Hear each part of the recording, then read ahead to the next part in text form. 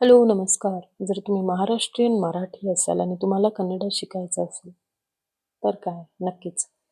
आपण आजपासनं कन्नड शिकायला सुरुवात करणार आहोत. सर्वप्रथम आपण श्री गणेशा करतोय अ पासनं. जनरली आपण मराठीमध्ये पण तेच शिकतो.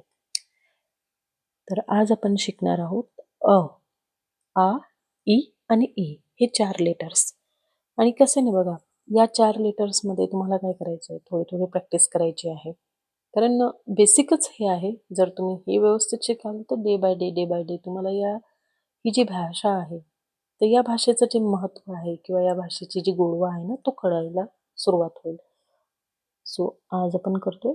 पहिल्यांदा आपण आपल्या मराठीत जसं नेहमीच स्टार्ट करतो, तर आपण इथे करूयात.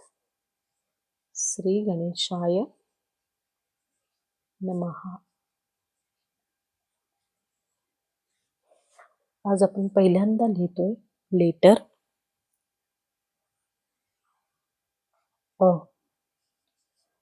आता तुम्ही म्हणाल, की तुम्ही मराठीत बोलताय आणि लेटर वगैरे बोलताय, तर मला मराठीत इतकं नाही येणार. सो ज्या पद्धतीनं मला येतंय, मी हे शिकते. आता आपल्याला मेन काय आहे, की आपण ह्या लेटर्सकडे फोकस करतोय. सो हा झालाय अ. परत एकदा मी सांगतेय. अ, देन आ. एकदा परत करूयात. आ. भाषेचा गोडवा असा असतो ना, की ती कुठली पण असो. ती मराठी असो, ती कन्नड असो, ती गुजराती असो. जर तुम्हाला इंटरेस्ट असेल, तर तुम्ही नक्कीच त्याला शिकू शकता. कारण आपल्याला नाही माहिती, की या गोष्टीची आपल्याला कधी, कुठे, कशी गरज पडू शकते. सो आता हे नेक्स्ट लेटर आहे आपलं ई.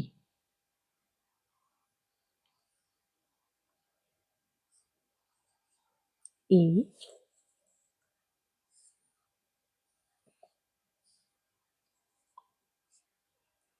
याला आपण म्हणतोय ई. थोडासा लॉंग स्वर याचा येतोय. प्रोनाऊन्स याला थोडं लॉंग केलं जातं.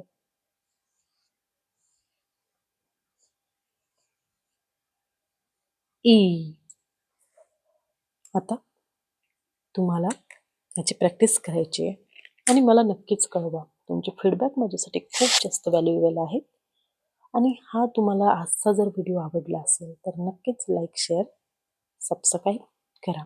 Till then, thank you. Take care.